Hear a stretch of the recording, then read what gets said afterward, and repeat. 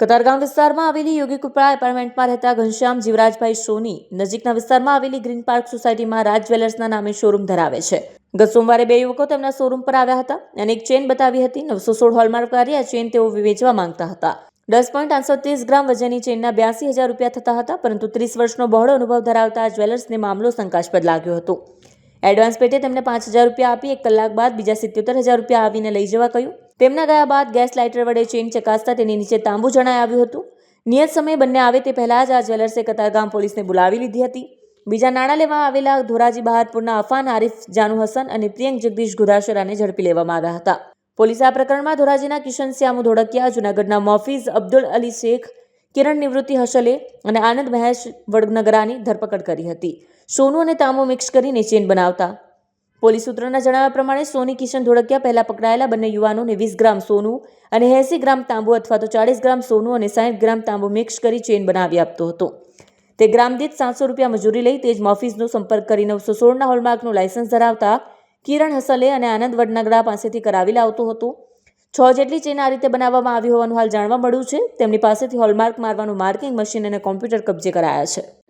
તારીખ 5/8/2025ના રોજ Katargam police station ખાતે એક ભારતીય ન્યાય સંહિતાની વિવિધ કલમો, જેમાં મદદગારી અને છેતરપિંડીના આધારે એક ગુનો દાખલ કરેલો હતો. ગુનાની વિગત એવી છે કે બે ઈસમો જે રાજ જ્વેલર્સ નામના સોનીના ત્યાં એક ચેન વેચવા માટે આવે છે, પણ જે ભાવતાલ નક્કી કરે છે, જેના આધારે જે રાજ જ્વેલર્સના માલિકને થોડી શંકા જાય છે, જેના આધારે એ જે ચેન વેચવા માટે આપેલી હોય છે એ ચેનનો અમુક એડવાન્સ આપે છે અને ચેનની પોતે ચેકિંગ કરતા એને ધ્યાનમાં આવે છે કે એની અંદર સોનાની જગ્યાએ બીજી ભેળસેળવાળી કોઈ ધાતુ સાથે અને 916નો લોગોવાળી એ ચેન આપી ગયેલા છે.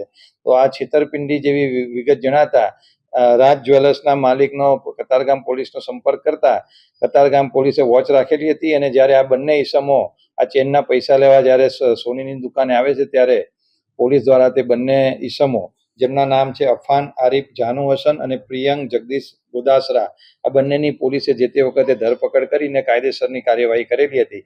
પરંતુ આ ગુનાની અંદર ઊંડાણપૂર્વક પોલીસ દ્વારા તપાસ કરવામાં આવતા એવું જાણવામાં આવેલું હતું કે આ બંને ઈસમો એ ત્યાં ધોરાજીના હતા અને આ બંને ઈસમો ધોરાજીનો એક ઈસમ છે કિશન શ્યામુભાઈ ધોળકિયા, એનો કોન્ટેક્ટ કરીને આ ડુપ્લિકેટ અથવા ભેળસેળવાળી ચેન બનાવતા હતા અને 916નો લોગો કરાવતા હતા. તો કિશન શ્યામુભાઈ ધોળકિયા એ પર ગ્રામ 700 રૂપિયાનો પોતાનો ચાર્જ કરીને એ ચેનની અંદર ભેળસેળ કરવા માટે જૂનાગઢના મોફીઝ અબ્દુલ અલી શેખને આપતો હતો. એટલે મોફીઝ અબ્દુલ શેખ છે એને પણ પોલીસે ધરપકડ કરેલી છે અને 916નો જે હોલમાર્ક છે, જે ખરેખર સરકારી સ્ટેમ્પ હોય છે અને કાયદેસર રીતે કરી આપવામાં આવતો હોય છે, આ જે સ્ટેમ્પ છે 916નો એ જૂનાગઢની અંદર કિરણ નિવૃત્તિભાઈ હસબે અને આનંદભાઈ મહેશભાઈ વડનગરા, આ બંને ઈસમો દ્વારા કરી આપવામાં આવતો હતો.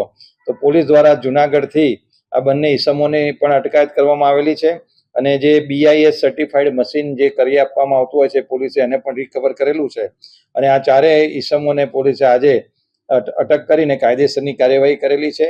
આ લોકોના રિમાન્ડ મેળવવામાં આવશે, જેમાં મશીન દ્વારા બીજી આવી કેટલા દાગીનાઓ ઉપર એ લોકોએ ગેરકાયદેસર સ્ટેમ્પ મારેલા છે એ દિશામાં ઊંડાણપૂર્વક તપાસ કરવામાં આવશે અને આ રીતે બીજા કેટલા લોકો સાથે આ લોકોએ છેતરપિંડી કરેલી છે તેનું ઊંડાણપૂર્વક સુરત પોલીસ દ્વારા તપાસ કરવામાં આવશે.